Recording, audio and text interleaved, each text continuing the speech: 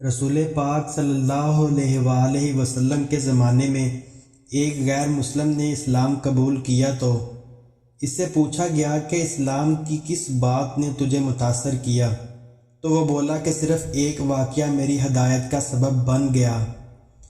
کہا مجلس رسول اللہ صلی اللہ علیہ وآلہ وسلم لگی ہوئی تھی، لوگوں کا ہجوم تھا۔ ایک شخص نے عرض کی، حضور صلی اللہ علیہ وآلہ وسلم میرے لیے دعا کر دیں کہ میرا بچہ کئی دنوں سے مل نہیں رہا۔ قبل اس کے کہ رسول اللہ صلی اللہ علیہ وآلہ وسلم کے ہاتھ اٹھتے، ایک شخص مجلس میں موجود تھا، کھڑا ہو گیا، حضور میں ابھی فلاں باغ سے گزر کر آیا ہوں، اس کا بچہ وہاں بچوں کے ساتھ کھیل رہا تھا۔ باپ نے جب سنا کہ میرا بچہ فلاں باغ میں ہے تو اس نے دوڑ لگا دی۔ آپ صلی اللہ علیہ وآلہ وسلم نے فرمایا کہ اس کو روکو اور واپس بلاؤ۔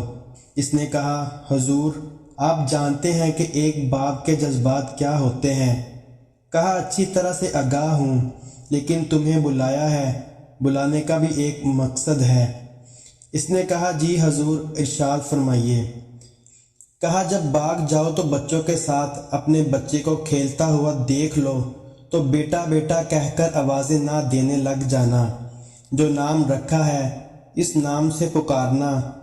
کہا، حضور میرا بیٹا ہے، اگر میں بیٹا کہہ کر بلا لوں تو حرج بھی کیا ہے؟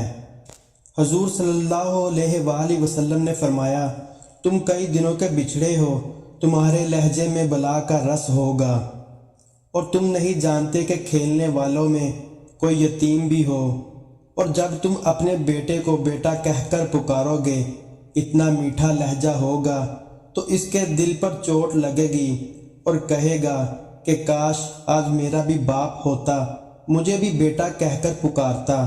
فرمایا، یہ شوق گھر جا کر پورا کر لینا۔ آپ صلی اللہ علیہ وآلہ وسلم نے فرمایا، کسی بیوہ کے سامنے اپنی بیوی سے پیار نہ کرو، کسی غریب کے سامنے اپنی دولت کی نمائش نہ کرو۔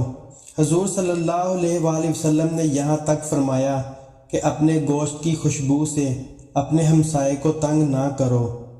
اس غیر مسلم نے کہا کہ حضور صلی اللہ علیہ وآلہ وسلم کے اس واقعے نے کہ کسی یتیم بچے کے سامنے اپنے بیٹے کو بیٹا کہہ کر نہ پکارو، اس نے مجھے بتایا کہ اسلام کیا ہے۔